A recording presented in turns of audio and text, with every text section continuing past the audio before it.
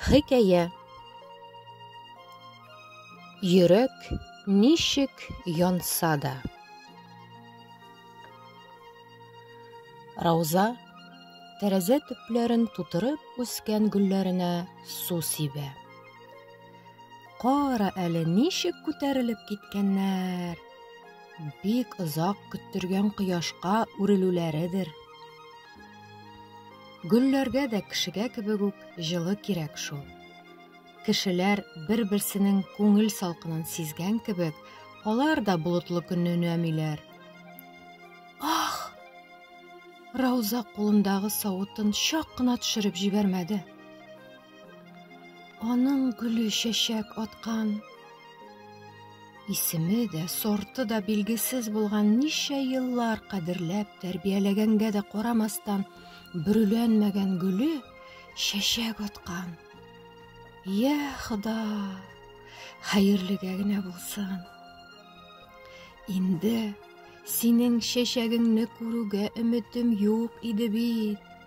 Хуҗаң киткәннән бирле кысыр мал кебек ялгыз булдың. Ни булды әле сиңа, Гөлкәем? Дип сөйләште Рауза аның белән. Үзе каушады, үзе шатланды. Ничә еллар буе күңелендә сакланган хатирәләре кабат яңарып, күзләре яшьләнде. Хәлим белән Рауза институтта укыганда таныштылар. Икесе өчен дә бу танышлык беренче мәхәббәткә әверелде. Районнары бер-берсеннән шактый ерак булганга, каникулларда күрешә алмадылар. Бер-берсенә көн саен хатлар язышып торсалар да, укырга килгәч аерыла алмыйлар. Сагынулары чиктән ашкан була иде. Бергә экзаменнарга әзерләнеп, шатлыкларын, борчуларын бүлеп үткәргән 5 ел аларның мөнәсәбәтләрен тагын да ныгытты. Махсус техник белемле яшь белгечләрне яңа төзелеп беткән мәшһүр автозаводка 2 куллап кабул иттеләр. Өйләнүшүләренә 1 ел үтмәде, фатирлы булдылар. Бер үк эш өчен янып, бер гаилә булып яшәгән 2 йөрәкнең кайнарлыгы бөтен дөньяга җитәрлек иде. Нигә Ходай аларның бәхетен тулы итмәгәндер? Рауза Хәлилнең балалары булмаганга пошынуын сизде. Даваланулары, имче әбиләргә йөрүе дә бушка булды шул. Ир белән хатын өчен бик мөһим булган сабый дөньяга килмәде. Ялгыз башым җыр җырладым, тавышым китте сахрага. Сиңа сиздермәм җаныем, йөрәк ничек янса да. Шушы җырны ишетсә, Раузаның йөрәге әле дә пәрә-пәрә килә. Хәлилнең җыры иде.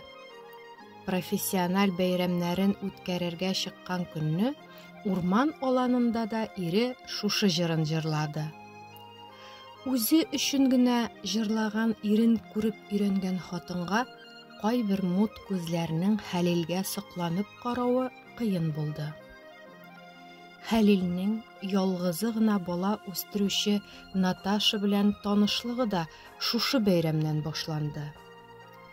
Үзен башкалардан ким итеп сизү, баласы юклыгына ире алдында кыенсыну да Раузаның башка хатын-кызлардан көнләшергә мәҗбүр итте.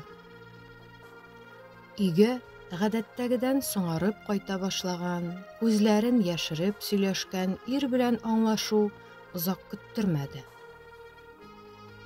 Раузаның туган көненә бу юлы да ире бүләксез калмады. Матур фарфор савытта, шау чәчәктә утырган гөл күтәреп кайтты. Бергә чәй эчкәннән соң ир үзе сүз башлады. Гафу ит, Рауза. Мин башка хатын янына китәм. Ул авырлы. Аңла, нәселемне дәвам итәчәк ул баладан ваз кичә алмыйм. Син моңарчы иң кадерле кешем булдың. Шулай булыр да, ләкин мин китәргә тиеш, диде. Бу минутларда ниләр кичергәнен хатын үзе генә белде. Ләкин үзен кулга алды. 12 ел бергә яшәгән иренең киемнәрен җыеп, таслап төреп, сумкаларга тутырды. Хәлил шулардан башка берни алмады. Ишек төбендә саубуллашканда Рауза үзенең бердән-бер үтенечен әйтте. Мин эшемне алыштырырмын. Ә син башка минем белән бер кайчанда күрешмәскә сүз бир. Балаң исән сау тусын. Яхшы яшәгез, диде. Хәлил хатынының шушы минутта да салкын акыллы булып калуына сокланды. Намусы җәфалаганны хатынына күрсәтмәс өчен тизрәк чыгып китәргә ашыкты.